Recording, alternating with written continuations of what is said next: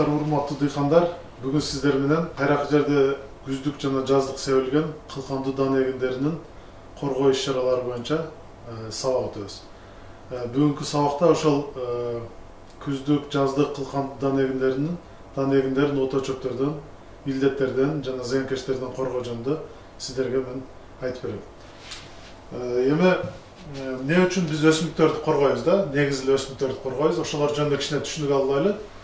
Өзү негизи кайсы өсүмдүк болбосун, айыл чарба өсүмдүктөрүн өстүрүүдө эки жол менен өстүрүлөт да. Биринчиси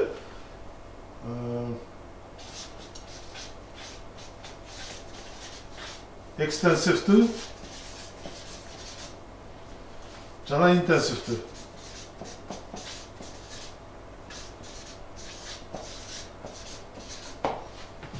Экстенсивдүү жана интенсивдүү деп ыкмалар бөлүнөт. Ыкмага бөлүнөт өсүмдүктөрдү өстүрүүдө.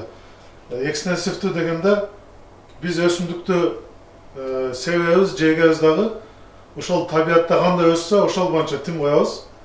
Ошол жаратылышта өзү тең салмактуулук бар.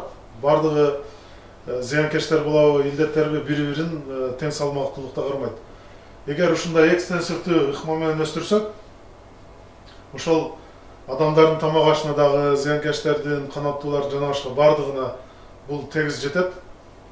Бирок адам баласы башка жаныбарларга караганда, тирүү организмдерге караганда акыл эс менен айырмаланып турган үчүн адам баласы ушул интенсивдүү ыкманы ойлоп тапкандагы өсүмдүк өстүрүүдө. Ушул интенсивдүүдө ошол эгилген жерге ошол түшүмдөн жогорку түшүмдү алып, киреше булагын көбөйтүү максатында ар түрдүү кошумча ыкмаларды ойлоп тапкан. Ал эми экилиштүүлөр бул жазы жалбырактуулар деп коебуз, же болбосо жалбырагы жазы жалбырак болгон өсүмдүктөрдү ушу экилиштүүлөр деп бөлөбүз. Бирилиштүүлөргө жана экилиштүүлөргө өз-өзүнчө гербицидтер чачылат. Ошондуктан биз буларды талабыбызда чөп барбы жокпу аныктап атканда, ошол бирилиштүүбү же экилиштүүбү аныктап алышыбыз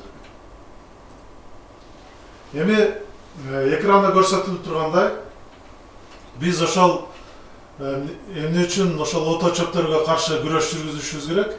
Ошол булар кандай зыян алып келет, ошону түшүнүп алышыбыз керек. Мисалы, маданий өсүмдүктөр жана ото чөптөрдүн азык заттарды жерден алып чыгуусу билип алышыбыз керек да.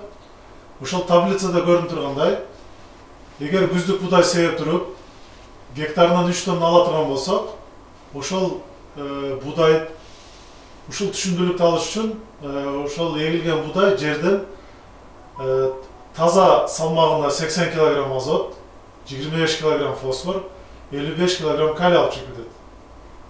Арпаны 3 тонна ала турган болсок, 75 кг азот, 28 кг фосфор, 63 кг калий. Жана башка өсүмдүктөр, ал эми ото чөптөрдү ала турган болсок, мына сүрөттө билесиздер, көк тикенди кеңири таркалган чөп, экилиштүүлөргө кирет. Ошол көк тикенди алып карай турган болсок, азотту алып чыгуусу жерден 138 кг, 1 гектар жерден, фосфор 31 кг, ал эми калий 167 кг. Көрдүңүздөрбү? Сиздер берген азыктын көпчүлүгүн керек болсо ошол будайдан дагы бир 2 эсе, кээде 3 эсе болуп жогору азык заттарды алып чыгуусу менен ушундай зыян алып келет. Хош полевой деген бар, кыргызчасы 40 муун. Мына сүрөттө көрүнүп тургандай, ушул 40 муун чөп азотту 280 кг алып чыгып кетет 1 гектардан, фосфорду 92 кг, калийди 278 кг. Ошентип сиздер будайга деп берген азык затыңыздардын көпчүлүгүн ушундай ото чөптөр алып чыгып кеткен үчүн сиздер күткөн түшүмдүүлүк болбой калат. Ошондо мисалы бир сиздер элита же биринчи репродукция же экинчи репродукциядагы сапаттуу үйрөнү сатып алып, бирок ото чөптөргө каршы күрөшпөсөңүздөр, ал кылган мээнетиңиздер текке кетет дагы. Көпчүлүк азык затты ото чөптөргө жедирип коебуз. Эми кийинки слайдда көрүнүп тургандай, мисалы 1 metr kvadrat жерде ото чөптөрдүн саны канча болсо, түшүндүрүүбүзгө кандай зыян келтирет? Ошол жөнүндө окумуштуулардын эсептеп чыгарган эсебине көңүл бурсак. Мисалы, күздүк будай 1 квадрат метр жерде 5 дана чөп өсүп чыккан болсо, 98% гана түшүндүрүп аласыздар. Мисалы, 1 квадрат метр жерде, мисалы, 200 дана чөп болсо, 59% эле түшүндүрүп алабыз. Калган 41% ото чөптөргө кетет. 500 чөп болгон болсо, ото чөп болгон болсо, 46% эле түшүндүрүп алып, 54% зыянга учурайт экенбиз. Өзүңүздөргө белгилүү болгондой, же билбеген болсоңуздар, 1 гектар жерде 10.000 квадрат метр болот. Ошондо ото чөптөрдү көбөйткөнүбүздө миллиондогон чөптөр болуп кетет. Ал эми стандарт боюнча 1 квадрат метр жерге 400 дана будай түшүш керек. 400 дана будай өсүп чыгыш керек. Ал эми тең-тең ушундай чөп өсүп чыккан болсо, ушул 54% түшүндүүлүктүн 54%-ын ушул ото чөпкө кетип калат деген сөз бул.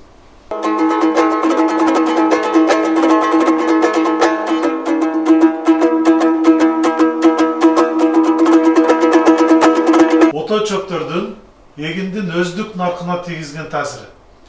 Эми ошол ото чөптөргө көңүл бурбай, ото чөптөрдүн саны көп болуп өсүп кетсе, карабай койсоңуздар, ошол өздүк наркына кандай таасир этет? 1 квадрат метр жерде ото чөптүн санына карап туруп, өздүк наркы кандай өзгөрүлөт? Ошого көңүл буруңуздар. Мисалы, күздүк будай 1 квадрат метрде чөптүн саны 0 болсо, 100% аласыздар. Ал эми 500 болсо, 46%-ын аласыздар, 54%-ын жок кылабыз деп айт. Эми караңыздар, түшүндүүлүктүн пайызына, түшүндүүлүккө пайыз түрүндө кандай таасир этет? Мисалы, 1 квадрат метр жерде 5 дана чөп болсо, 2% түшүндүүлүк төмөндөйт. Ал эми 100 дана чөп өсүп турган болсо, 1 квадрат метр жерде 27%-га чейин түшүндүүлүгүңүз төмөндөйт. Ал эми 500 болуп кетсе, 53%-га чейин түшүндүүлүк төмөндөйт экен. Бул деген сөз, эгер сиздин жакшы караган жериңизден 2,5 тонна же болбосо 2500 килограмм будай алсаңыз 1 гектар жерден, ошол ото чөпкө каршы күрөшпөй коюп 1 квадрат метр жерде 500 дана чөп өскөн болсо, 1 тонна 100 килограмм эле будай үрөнүн алган болосуз, түшүндүүлүгүн алган болосуз. Көрдүңүздөр, ушунда көңүл бурбай койсок, түшүндүүлүк кандай төмөндөйт? Чөптөрдүн санына карап туруп. Ошондо өздүк наркын эсептей турган болсок, өздүк нарк деген сиздердин 1 гектарга кетирген чыгымыңыздар алган түшүмүңүзгө бөлгөнүңүздөрдө ошондо 1 килограмм будайдын баасы чыгат. Мисалы, биз 3 жылдан бери сиздердин кайрак жериңиздерде түз себүү ыкмасын колдонуп, ошого кеткен чыгымды эсептегенибизде 1 гектар жерге 28 миңдин тегерегинде акча кетет экен. Ошол 28 миңди 2,5 килограмм будайга бөлгөнүбүздө 1 килограмм будайдын наркы, өздүк наркы 11 сом 40 тыйынга айланат. Ошондо сиз мисалы 18 сомдон сатасызбы, 20 сомдон сатасызбы, калган кошулган баа сиздин пайдаңыз болуп эсептелет. Эми ушул таблицада көрүнүп тургандай, сиздер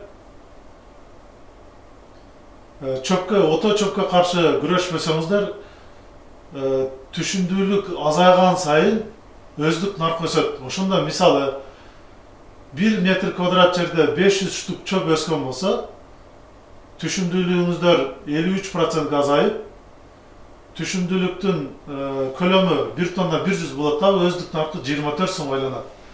Ошондо сиз 1 гектар будай септиңиз, ото чөпкө каршы күрөшпөй койдуңуз, будайыңыздын өздүк наркы 24 сомго айланат. Бул ото чөптүн эле таасиринен. Азыр илдеттер менен зыянкечтер жөнүндө айта элекпиз. Андан сырткары түшүм жыйноого жана башкага чыгымдар кетет. Ошондо сиздин өздүк наркыңыз 24 сом болсо, базарда 18 сомдон сатылып аткан болсо, сиз ошол жылы орусча айтканда банкрот болдуңуз. Же болбосо чыгымга учурадыңыз да. Ошондо сиздин 1 жылдык мээнетиңиз текке кеткен болот. Ошондуктан урматтуу дыйкандар ушундай ото чөптөргө көңүл бурушуңуздар керек. Эми кийинки слайдта караңыздар, эмне үчүн ушул ото чөптөр тез көбөйөт? Булардын уруктуулугун алып карай турган болсок, мисалы будайдын бир башында 60-тан 80 данага чейин үрөм болот. Бир баш будайда. Ал эми мына сүрөттөгүдөй Василек синий деген чөптүн уругу бир түптөгү урук 6800 дана. Осот деген мындай сары чөп бар, сүт чөп деп коет. Сындырганыңыздарда сабагынан сүт бөлүнүп чыгат. Ушул осот деген чөптүн бир данасында 19.000 дана үрөм болот. Ал эми ромашка деген чөптө 54.000 дана урук. Марбела же болбосо шоро деп коебуз. Ушул шорода 100.000ге чейин урук болот. Ал эми кээ бир эсептөөлөргө караганда шилица деген же болбосо шоронун дагы бир түрүндө болсо 2 миллионго чейин урук болот. Ошон үчүн маданий өсүмдүккө караганда ото чөптөрдүн таркалуусу тез болот. Эми ошол ото чөптөргө каршы күрөш жүргүзгөндө эң оптималдуу мезгил болуп, ошол ото чөптөрдүн чайлоо мезгилин алабыз. Будайлардын ото чөптөрүнө каршы күрөшү ошол өсүмдүктүн чайлоо мезгили башталгандан бүткөн мезгилге чейинки мезгилди алабыз. Бул ошол чайлоо мезгил башталып, ошол чайлоо мезгил бүтүп аткан мезгилде чачып калсаңыздар, сиздерге эффективдүүлүк болот дагы жогорку түшүмдүүлүккө жетебиз. Бир үлүштүүлөр же болбосо арпа каан сыяктуу чөптөргө топик деген дарын чачабыз. Ушуга эле кошуп Гранстар деген дарын чачсак болот. Бул эки үлүштүүлөргө. Көптөгөн баягы жазы жалбырактуу чөптөргө каршы ушул Гранстарды чачсак болот. Экөөнү кошуп чачканыңыздарда ошол бир үлүштүү жана эки үлүштүү ото чөптөрдө будайды сактап калган болосуздар. Эми азыр дүкөндө, базарларда көптөгөн дагы дарылар бар.